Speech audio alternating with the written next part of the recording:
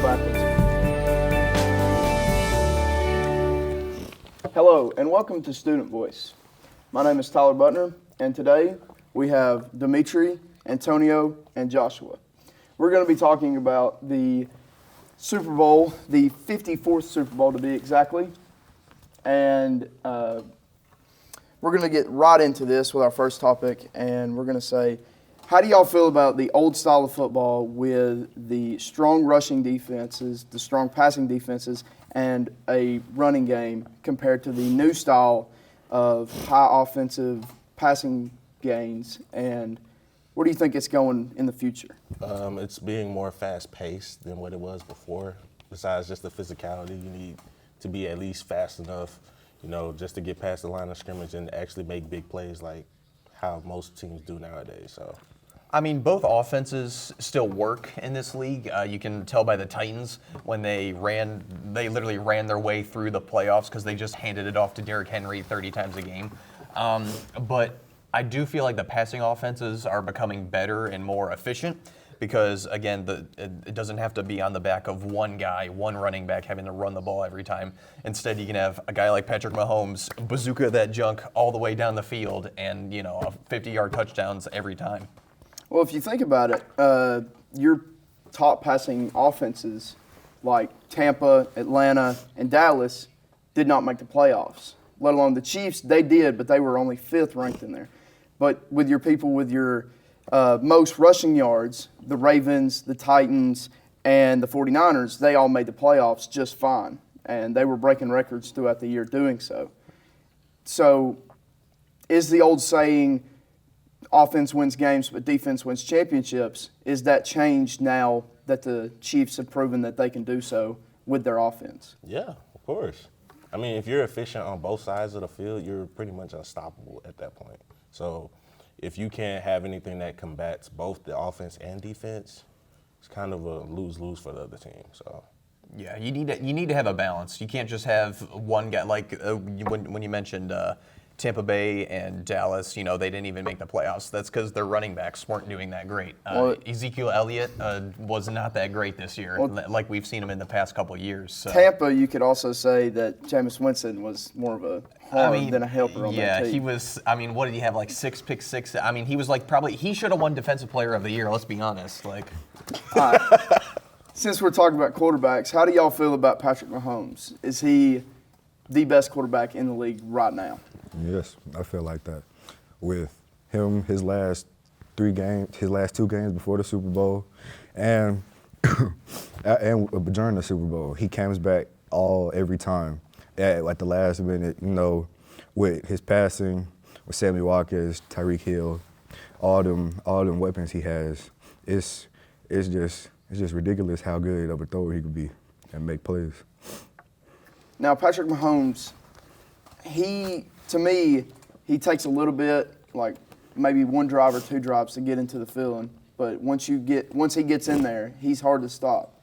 But 49ers did find a way to get 2 interceptions out of that. Do you think that was his fault, the receiver, or do you think that was the defensive scheme? I say it's both sides because, if the defense actually make a play on, what Mahomes is doing, then Mahomes can go off of that and he just screws up, and then the defense can take that momentum. Okay, we see a loophole in this game, so we can exploit that. So I feel like those 2 interceptions were a big loophole in his game and shows that he's just not the greatest quarterback. He's still human, so he makes mistakes eventually. I believe he is, without a doubt, the best quarterback in the 4th quarter now. Yeah, I mean, what did he have? Didn't he have, I think all 3 playoff games that he played in, they came back from a 10-point deficit. They beat Houston when they were down 24-0. They beat who else did they beat? The Titans when they were down 17-7, and then they come back. I think it was 10-20. And they scored 14 points in the 4th quarter of the Super Bowl. Yeah, so I mean, it's just. He's got that clutch factor about him. He reminds me a lot of Brett Favre. He's a gunslinger. Except just runs around? Yeah, except he doesn't, throw really bad interceptions. If he does get an interception, he threw them to the 49ers, but that's because they're the top defense in the league. So Absolutely. Now, I did mention this. They did score 14 points in the 4th quarter of the game.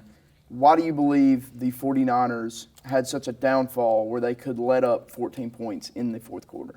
Fatigue was most definitely one of them because, trying to stay ahead of the Chiefs it's a tough team, especially with all their pieces that they have, not just on offense but on defense as well. So the pressure and the fatigue is literally wearing them down after 3/4 of the game. You're trying to score at least about 20 and not more. So it's like you're just trying to lay back and take your foot off the brake and stuff like that. So it's a lot that can go into that. So, but fatigue was mainly one of them, especially getting the early points on. So Yeah, and to build off your point, there's a lot of memes going around of Richard Sherman getting burnt. That was another huge thing. I think he kind of, I don't know if he was, like you said, fatigued or something, but Sammy Watkins and Tyreek Hill were just burning him, and that eventually lost him the game because he couldn't cover him. I really can't think of anybody that can guard Tyreek Hill straight up. And Sammy Watkins, he's one of the best in the league as well. Like, their wide receivers are the fastest wide receiving core in the league. And then you're sticking an old head like Sherman out there to guard one of them. Mm-hmm. That's why when they moved him to start guarding Travis Kelce, it was a smart move by them, but they just still could not stop Sammy Watkins or Tyreek Hill. No, you can't stop dudes that are running like 25. And you got Mecole Hardman. And we forget, Tyreek Hill was in the team of the year. You have Mecole Hardman, who was he was in the special teams team of the year. So both those dudes are like running 25 miles per hour. There's no, and when you're a cornerback, you got to back up, like watch the receiver, but they can just run right past you because you got to start sprinting as soon as they break from their route or whatever. So it's hard for those cornerbacks to keep up with them. Here's my question. In the fourth quarter, why did you not use the three-headed running monster that you used to get to the playoffs in that fourth quarter? Was it coaches, or was it just them being tired from, carrying the entire team? It could be coaches as well, but I really think that Chiefs defense stepped up at halftime. After halftime, Frank Clark and all them, the Honey Badger, all of them, they stepped up really big trying to get them. The Chiefs have 6 swats in the fourth quarter? Yeah. Especially 3 from the D tackle? Mm-hmm. Mm-hmm. Yeah, they, you can blame it a little bit. I would shift it more towards the coach, because if you remember the NFC Championship game, you had Jimmy Garoppolo. He's a good quarterback, but he's not I wouldn't put him in a top 10 in this league right now. He threw 8 passes in the NFC Championship, and the reason why they won is because they ran the ball, I believe, like 38 times, and they had Raheem Mostert, who's an undrafted free agent, score 4 rushing touchdowns and rush for 220 yards. And during the fourth quarter, they have Jimmy G throw 15 passes, which he's he'll complete about 50-60% of his passes, but he's not gonna lead your team to victory when you don't mix in the rushing game with Most of the passes that he did throw in the playoffs and in the Super Bowl before the fourth quarter were off play action. So that was the biggest place where he could shine, because he didn't have the safety crashing down on him, on the wide receiver when he was making the throws. I'm going to go off script for a second, and I'm going to ask y'all, if Patrick Mahomes was not to win Super Bowl MVP, who would you want from the Chiefs to win the Super Bowl MVP? That's a tough one because a lot of people showed out in that game. Would you pick an offensive guy from that team or the defensive? I'd pick offensive. I would. I'd go Damian Williams, the running back.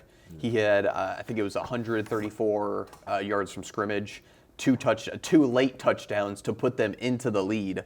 So he definitely shined when the lights were the brightest. So I would have given it to him, but Patrick Mahomes, I would either have to give it to him or to that defensive tackle, just with 3 swats to stopping Jimmy G from getting a pass off. That was very big for them. Yeah, for sure.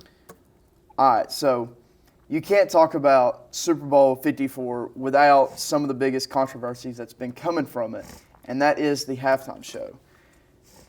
should we be concerned with the halftime show, and is it that big of a deal that everybody is making it in the media today? No, because at the end of the day, it's a performance. So it's not like it's the main event of the entire Super Bowl, because the Super Bowl is what people come to see with competition and to see the sport that they love being played.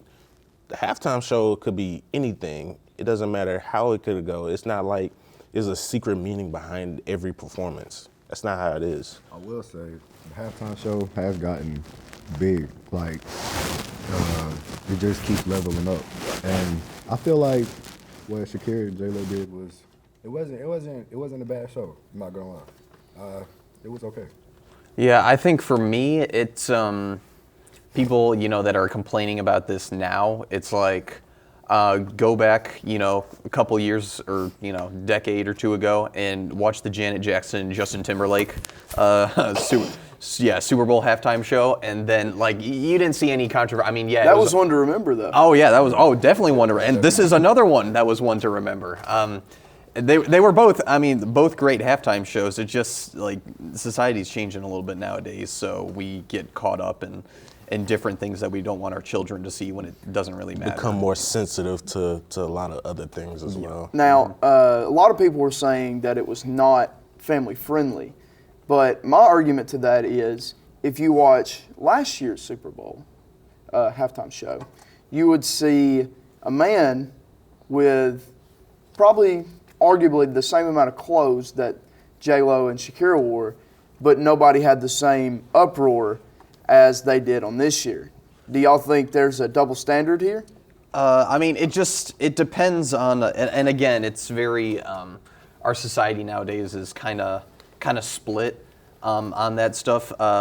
For men, it's like, oh, a shirtless guy, oh yeah, all the women, oh yeah, but when this year's Super Bowl halftime show, when we get women that are dressed with less layers, then it becomes controversial all of a sudden. Like we're trying to, sexist and all that stuff. And again, I do think most people, it doesn't really matter. However, I can definitely see some people's arguments on why it's sexist or any problems that they might have with it. Well, thank you all for joining us today for Student Voice, and I hope everybody has learned a little bit more about the Super Bowl and what has happened during it. To watch more, please go online to our YouTube channel, CSM3 Media.